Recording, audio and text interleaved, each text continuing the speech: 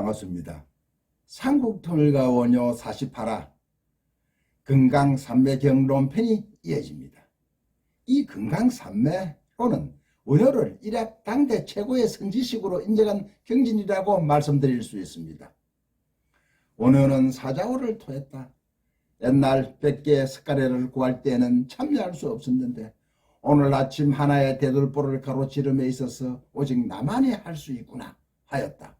그러자 그곳에 모인 모든 등막 높은 고성 대독들은 얼굴을 숙이고 부끄러운 낯으로 엎드려 참여하였다. 신라국사 문원회전에 나오는 내용을 제가 읽었습니다. 당군 이래 전무후무한 50리 금정산성이 백성의 힘으로 완공되고 범천왕의 가표를 받은 호국 사찰 범어사가 금정산에 창건되자 꼭 거짓말같이 왜구들은 언제 그리 된다는 듯 코빼기도 볼 수 없었습니다. 신라의 남해안 수비는 차츰 안정되어 갔고 당나라와 외는 더 이상 통일신라를 만만히 보지 않았습니다. 요동이나 외에 건너가 살던 고구려 난민, 백제 난민들이 하나둘 다시 고향으로 돌아왔습니다. 해마다 풍년이 들고 태평선대가 이어지자 귀족들은 더욱 부를 축적했습니다. 전쟁터에서 공을 세운 장수들은 많은 땅과 노부를 하사받았고 그들은 시급으로 재산을 불려 눈덩이처럼 불어난 재산을 주체하지 못했습니다.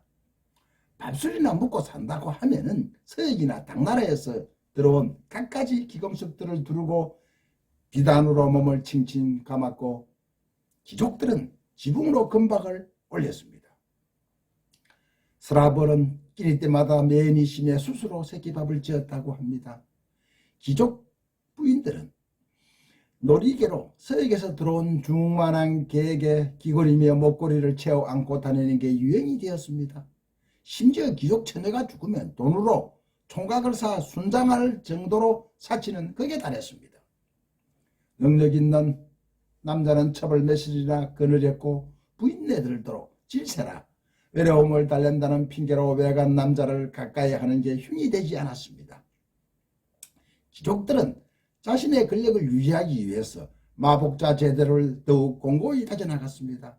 이 마복자란 신라에만 있었다는 특이한 풍습입니다. 삼국사기나 삼국유사 등에는 없고 김대문이 썼다는 화랑석에 나오는 기록이랍니다. 이 화랑석이 필사본은 박창하가 일본 왕실 수장고에서 김대문이 쓴 화랑석기를 보고 필사한 것이라고 말하고 있습니다. 마복자란 개연성은 있지만 믿을 수 없는 풍속입니다. 글자 그대로 배를 문질러 낳은 아이라는 뜻인데 임신한 하위 계급의 아내가 상위 계급의 남성과 성관계를 하여 낳게 된 아이를 말합니다. 일종의 대부제도인데 아이에게는 아버지가 둘인 셈입니다. 한 명은 생물학적인 진짜 아버지이고 또 한 명은 엄마와 성관계를 가진 후견인인 아버지인 셈입니다. 왕의 마복자는 왕자나 공주는 아니지만 왕의 보호를 받았다고 합니다. 화랑이나 기타 귀족 집단 사이에도 마복자 풍속이 끈끈이 유지되었습니다. 화랑의 우두머리 꺾인 낭도들은 풍을 짜에 마복자로 구성되었다고 합니다. 신라의 21대 왕인 소지 마리간에는 7명의 마복자가 있었는데 이들을 마복 7성이라고 불렀습니다.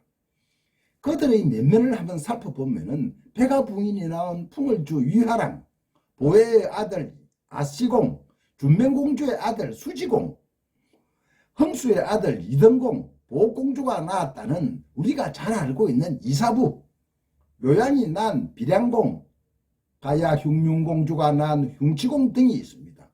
사다함과 진흥왕 등의 부인이었던 미실공주의 아들들도 상당수가 마복자였다고 합니다. 그럼 여기서 우리는 미실을 한번 살펴보고 가겠습니다. 미실은 필사본 화랑서기에 등장하는 신라시대의 권력자이며 대원 신통입니다. 아버지는 제2대 풍을주 미준부이고 어머니 묘도 부인은 법흥왕의 후궁이었습니다. 외할머니의 옥지는 일찍이 외손녀 미실을 대원 신통으로 크게 키울 아이라고 여겨 가무와 색공술, 방중술 등을 직접 가르쳤다고 합니다. 미실은 용모가 절묘하여 풍만하면 옥진을 닮았고 명랑함은 백화를 닮았고 아름다움은 오도를 닮았다고 필사본에 기록되어 있습니다. 하랑세기 필사본에 기록된 미실의 남자 8명의 면면을 하나하나 한번 살펴보겠습니다. 첫 번째 남자 김세종입니다. 건강가야의 마지막 임금인 구영왕의 장남으로 김유신의 큰 할아버지입니다. 두 번째 남자 사다흠. 이 사다흠은 당시 15세로 추정이 되는데 우리가 아는 이상부 장군의 부장으로 가야 정벌에 출정해서 전사를 합니다. 미실이 세종과 혼인을 하자 정조가를 부르며 슬퍼했고 미실과 서로 주고받은 향가가 남아 있습니다. 세 번째 설원랑, 설화랑으로 최초의 국선이자 7대 풍을주이며 원호의 정주부라고 몇 번 제가 말씀드린 바 있습니다. 네 번째 남자 동륜태자, 진평왕의 아버지입니다. 아버지 진평왕이 후궁인 보건공주와 눈이 맞아 몰래 보명궁을 들락거릴 때 월궁탐을 넘다 개에게 물려 죽었다고 기록이 되어 있는 사람입니다. 2017년부터 문화재청에서 월궁 해저 보건공사를 했는데 필사본 하랑세계에 나오는 구조와 비슷했다고 합니다. 다섯 번째 남자 진흥왕입니다. 창녕, 북한상, 황초령, 마운령의 4개 순수비가 있습니다. 우리 학교 다닐 때 다 배웠죠. 여섯 번째 남자 미생랑 화랑입니다. 일곱 번째 남자 진지왕입니다. 미실은 13세 진지왕에게 성교육을 시켰답니다. 김춘추의 할아버지입니다. 삼국유사에 의하면 즉위한 지 4년째 되던 해에 정사가 어찌되었고 문란하여 폐해를 당합니다. 하랑세기 필사본에는 미실을 황후로 만든다는 약속을 지키지 않은 것과 국사를 제대로 돌보지 못했던 것 때문에 미실과 사도태우가 폐위를 시켰다고 합니다. 여덟 번째 남자 진평왕 신라 26대 왕입니다. 이와 같이 8명의 남자 성골, 진골, 육두펑 등과 58세까지 권력을 잡기 위해 강연을 했다고 화랑세기 필사본에는 기록되어 있습니다. 미실과 마복자 이야기는 이해는 되지 않지만 유물인 신라의 토를 보면 고개가 끄덕여지기도 합니다. 사람들은 각양각색의 토를 만드는 것이 유행이 되었습니다. 직접 만든 토를 신궁이나 사찰기에 쌓아두기도 했고 사람들은 토를 만들어 소원을 빌었습니다. 자신이 원하는 모양을 만들어 두면 소원이 이루어진다고 믿었기 때문입니다. 그를 모르는 사람들은 토를 만들어 자신의 의사를 전달했고 아이들이 장난감이나 교육용으로 만들기도 했습니다. 직구전 사람들은 엄청 큰 성기로 남녀가 교합하는 토를 만들어 몸에 지니고 다니는 것이 유행이었습니다. 이 토는 삽시간에 퍼져 젊은이들 사이에 최고의 인기토가 되었다고 하고 심지어 죽으면 무덤 속에 같이 묻기도 했습니다. 아침 저녁으로 깨쌀쌀한 바람이 불어왔습니다. 월궁들의 파릇파릇한 나무잎도 곱게 물들더니 어느새 하나 둘 떨어지고 앙상한 장가지만 드러냈습니다. 자의 대비는 창가에 머리를 기던 채 낙엽이 바람에 뒹구는 뜰을 한없이 바라만 보고 있었습니다. 자의 대비는 문무대왕 비로소 요술공주 아유타와 원호를 연계시켜준 장본인입니다. 유달리 궁정들을 돌며 산책하기를 좋아하는 자의 대비인데 벌써 1년을 문밖 그동도 못한 채 뜰을 바라만 보고 있습니다. 자의 대비의 병화는 점점 깊음만 갔고 문무대왕께서 성하시고 유언대로 동해 대장암에 수장하고 난 뒤 머리에 종기가 찢은 것이 하나 생겼는데 이것이 점점 붓기 시작하더니 이젠 하루에도 몇 번씩 머리를 싸매고 통증을 해소했고 배각이 무효였습니다.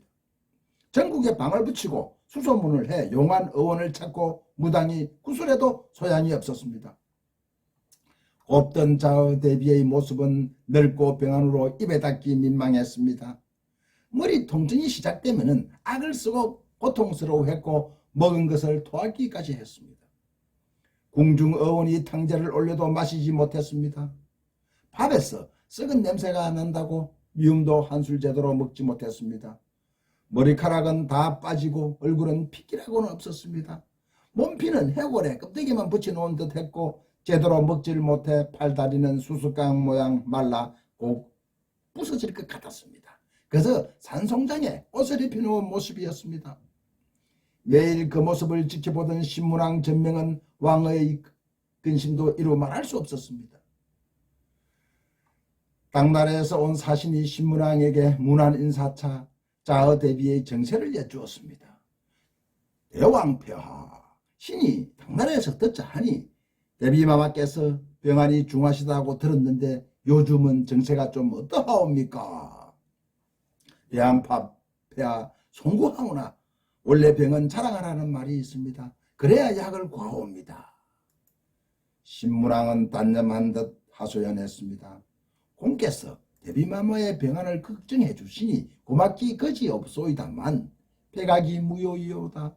처음에 머리에 작은 종기가 생겨 대수롭지 않게 생각을 했소.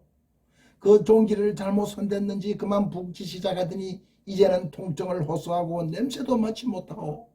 그러니 무엇을 먹지도 못하고 통증이 심하면 먹은 것을 다 토해낸대오. 폐하, 당고종 폐하의 넷째 따님 남편공주도 몇 년 전 비슷한 증상으로 사경을 헤매다가 완치되었습니다. 지푸라기라도 잡고 싶었던 신문왕은 사신이 완치라는 말에 기가 번쩍했습니다. 완치라고요? 그게 정말이요? 어떻게 하면 남편공주의 병환이 나았단 말이요?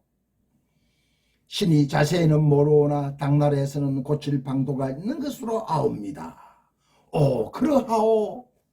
신문왕은 당장 당나라에 사신을 보내 맹약을 구하라고 명을 내렸습니다. 뜻밖의 신라 사신이 당나라에서 가지고 돌아온 것은 30장 정도의 순수가 뒤섞인 범으로 된 상경이었습니다. 경은 아주 오랫동안 정리되지 않아 낱장으로 창고에 처박아 놓은 듯 했습니다. 날과 경의 순서는 물론이고 범으로 되어 있어 내용도 도저히 알아보기 힘들었습니다. 크게 실망한 신문왕은 사신에게 자초지정을 물었습니다. 공께서 당나라에서 이 상경을 가지고 오게 된 까닭이 무엇이요? 누가 주었으며 이 경을 어떻게 하란 말이요? 사신은 아주 난처해하며 아뢰었습니다. 폐하, 항공무지하옵니다. 신이 당나라에서 대비마마의 약을 수소문해 보았으나 구하기가 쉽지 않았습니다. 남편공주께서 싫어하였다는 약은 먹는 약이 아니고 주술인 듯 하였사옵니다. 그래서 신이 백방으로 수소문하던 중 산속에서 웬 도인을 만났습니다. 그 도인에게 대비마마의 병환을 자세히 설명하자 이 금강산맥경을 처방해 주었습니다. 신라의 고성대덕 백인에게 소를 짓게 하여 강설하면 대비마마의 병환이 틀림없이 나을 것이라고 하였사옵니다. 오, 그러하오. 감사합니다. 삼국통일과 원효 49화에서 금강산맥의 경론 2편이 이어집니다. 구독,